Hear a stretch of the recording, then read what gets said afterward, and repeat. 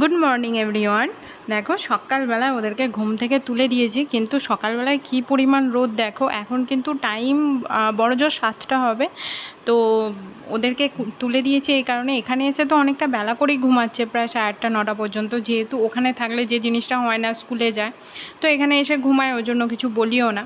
আর তো আজকে তাড়াতাড়ি তুলে দিয়েছি এই কারণে, চুল কাটার কারণে। এই দাদার মানে যখনই আমরা বাড়িতে আসি চুল কাটার প্রয়োজন পড়লে, একদম ছোট থেকে, বাবুর একদম ছোট থেকে, মানে যখন অন্নপ্রাশনের সময় ওকে ন্যাড়া করা হয়েছিল, মানে অন্নপ্রাশনের আগেই আর কি আমাদের বাড়িতে নিয়ম আছে, ওদেরকে পুরো ন্যাড়া করে দিতে হয়। তখন থেকে ওর কাছে এই দাদার কাছে চুল কাটে। তো বাবুনকেও এই দাদার কাছেই চুল কাটায়, খুব সুন্দর চুল কাটে, মানে আমাদের খুব পছন্দ হয়। তো এদের চুলগুলো অনেকটা পরিমাণেই বড় হয়ে গেছে, যার জন্য এই গরমে কষ্টও হয়। তো ওই জন্য চুল কাটার জন্য, কারণ এরপরে দাদা আবার গিয়ে দোকান খুলবে, তো ওই জন্য তাড়াতাড়ি এদেরকে চুল কেটে দিয়ে গিয়ে তারপরে দোকান খুলবে। তো বাবুর তো চুল কাটা হয়ে গেছে। বাবু তো একদম কাটতে চাইছিল না, যেহেতু এখন স্কুলে যাচ্ছে, সবাই চুল বেঁধে স্কুলে যায়, তো ও যাবে। কিন্তু তবুও মানে সাইডে চুলগুলো না ফেটে গিয়েছিলো, ওই জন্য আর কি একটু কেটে শেভ করে দিলাম। আর বাবুনের চুলগুলো একদম ছোট ছোট করে কেটে দিয়েছি। কত চুল কেটেছে? অনেক চুল কেটে দিয়েছে। কই দেখি, আমার দিকে তাকাও দেখি, কেমন লাগছে তোমাকে? ভালো লাগছে? ছোট ছোট করে কেটে দিয়েছে তো, খুব ভালো লাগছে তোমাকে, খুব ভালো লাগছে। এইখানটা ওই যে চাঁচতে গিয়ে একটু কেটে গেছে, ও কিছু হবে না।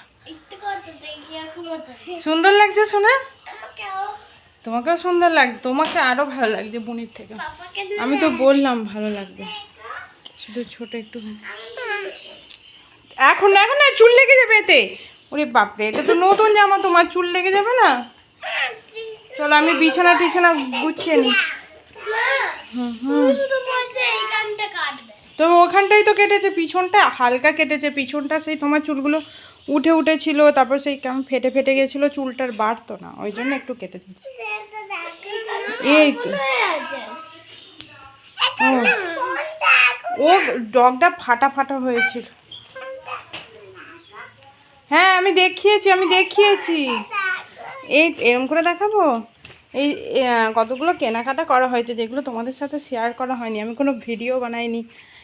কেন কি যে এরকম কেনাকাটা করতে যাচ্ছি বা কোনো কিছু ভিডিও বানাইনি। তো কিছু কেনাকাটা হয়েছে যেগুলো তোমাদের সাথে শেয়ার করব। এইখানে দেখো পুরো সোফাটা জুড়ে আছে সেই সব জিনিস, পুরো ভর্তি হয়ে আছে, কিছু গোছানো হয়নি, সব তোমাদের সাথে একদিন শেয়ার করব। যেহেতু যেদিন গেছি না শপিং করতে, তোমাদের সাথে যেহেতু কোনো ভিডিও করা হয়নি, যার জন্য আর কি বলাও হয়নি।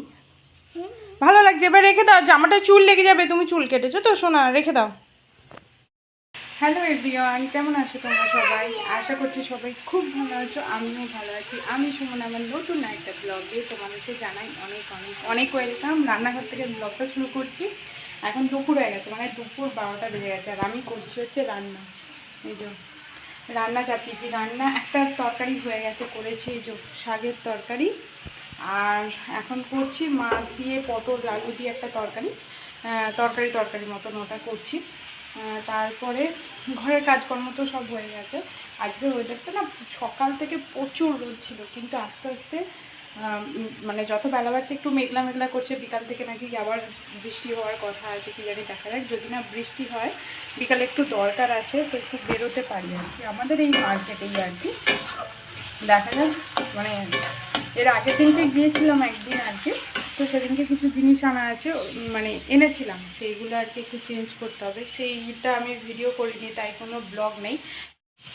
আর এখন রান্নাবান্না করে নিয়ে তারপর ওদেরকে আগে স্নান করাবো, বাবুনকে, তারপর আমি স্নান করব। তারপর তো খাওয়া দাওয়া এটা সেটা আছে। ভাতও হয়ে গেছে, এদিকে ভাতটা আমি অন্য জায়গায় ঢেলে রাখছিলাম। তো চলো মেঘলা করতে আস্তে আস্তে, নাহলে আজকে সকাল থেকে একটুও হাওয়া দেয়নি, কি রোদ গরম, মেঘলা করছে, ওয়েদারটা একটু ঠান্ডা মতন হচ্ছে। আর বাবুন ওরা বাইরে খেলছে, এখন রোদটা নেই, ওরা বাইরে আছে। আর বাবা পাশ হচ্ছে গাছ থেকে আম, চলো তোমাদেরকে দেখাই একটু। এই সবে আম পাকতে শুরু করেছে, কিন্তু তার সত্ত্বেও গাছ থেকে আমগুলো পেরে নিতে হচ্ছে এই কারণে, এদের কারণে। যখন আসছে একদম এক দলবল এসে যত না খাচ্ছে তার থেকে বেশি নষ্ট করছে, যার জন্য তাড়াতাড়ি আম পেরে নেওয়া হচ্ছে। তখন দেখিয়েছিলাম যখন আম পাড়ছিল। আর এখন আমি এসেছি ছাদে জামা কাপড় তুলতে। বিকাল এখন কটা বাজবে, 3:30 পৌনে 4টের দিকে। তো তখন ওদেরকে তাড়িয়ে দিয়েছিলাম, ওরা চলে গেছিলো, আবার এসেছে। এখন সবাই মানে বেশ নির্জন আর কি, কেউ সবাই যে যার ঘরে, কেউ অতটা বাইরে বেরোনি যেহেতু এখনও রোদ। তো ওরাও হচ্ছে চলে এসেছে আম খেতে। তো ছাদে আওয়াজ দেখেই আমি আরও এলাম, মানে দুপদাপ আওয়াজ হচ্ছে, তো বুঝতে পারলাম ওরা আবার চলে এসেছে। যখন আসছে একদল করে আসছে, এই জায়গাটায় এই হনুমানটা ছাড়েনি, তখনও এই জায়গায় বসেছিল, এখন এসে দেখছি সেই সেম জায়গায় বসে আছে, আর ওই দিকে কতগুলো আছে।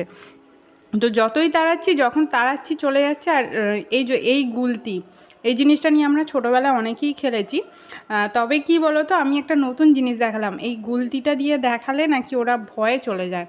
তো এই যে কয়েকটা পাথর পেয়েছি, এইটা দিয়ে মানে বাকি হনুমানগুলো চলে গেলেও একদম মাথার উপরে যে হনুমানটা বসে আছে না, ও মানে একটা পেয়ে গেছে, ও কোনো ভয় টয় কিছুই পাচ্ছে না। এত পাথর ছুঁড়ছি, এত গুলতি দেখাচ্ছি, তবুও যাচ্ছে না। ওই জায়গাটা ও যেন কেনা হয়ে গেছে, ধরে রেখেছে ওই জায়গাটায়, পালাচ্ছে, আবার এসে ঠিক ওই জায়গাটায় বসেছে। আর আজকের ওয়েদারটা দেখো কি সুন্দর লাগছে, এখন আকাশটা মানে রোদটাও অতটা নেই, আবার একদমই যে নেই বলবো না, হালকা রোদটা আছে। আর এখন আবার হাওয়া দিচ্ছে না, তখন একটু ঠান্ডা ঠান্ডা ভাব এসেছিলো, এখন আবার আগের মতন সেই গরম চলে এসেছে। তো আমি এখন ছাদ থেকে ওদেরকে তাড়াচ্ছি, আর নিচে এসে দেখি না ওই শেষদি ভাইদের ছাদে ওখানে হনুমানটা গিয়ে বসে আছে। এই দিক থেকে চলে গিয়ে মানে আমরা যেই ঘরে ঢুকে পড়বো আবার এই দিকে চলে আসবে, এরকম ব্যাপার। তো যাই হোক, এত করে তাড়ানোর ফলেও গেল না। এখন আমি যাব, রেডি হব, রেডি হয়ে যাব এক জায়গায়, তখন তোমাদেরকে বলেছিলাম না। দেখো রেডি হয়ে গেছি, এখন বেরোবো, হচ্ছে একটু যাবো ধনেখালি, তখন বলেছিলাম তোমাদেরকে, আর তারপর তো আর ভিডিও করাই হয়নি। তারপরে স্নান টান করে ওদেরকে স্নান টান করিয়ে দিয়ে এখন বেরোচ্ছি, প্রায় 5টা বাজতে চললো। আমি রেডি হয়ে গেছি। এই ব্যাগটা না গিফট পেয়েছি, এই যে সেদিনকে বার্থডেতে গিয়েছিলাম, তো ওই দিদিভাই দিয়েছে, ও আগে থেকেই কিনে রেখেছিল আমার জন্য। তো ওর কাছ থেকে এই গিফটটা পেয়েছি আর কি, এই ব্যাগটা। তো চলো, রোদ একদম নেই, এই দেখো একদম হালকা রোদ। তো চলো বেরিয়েছি, আমি তো অনেকক্ষণ রেডি হয়ে গেছি, সবাই একে একে ফোন করবে তারপর বেরোবো। তো দেখি কখন বেরোই, চলো।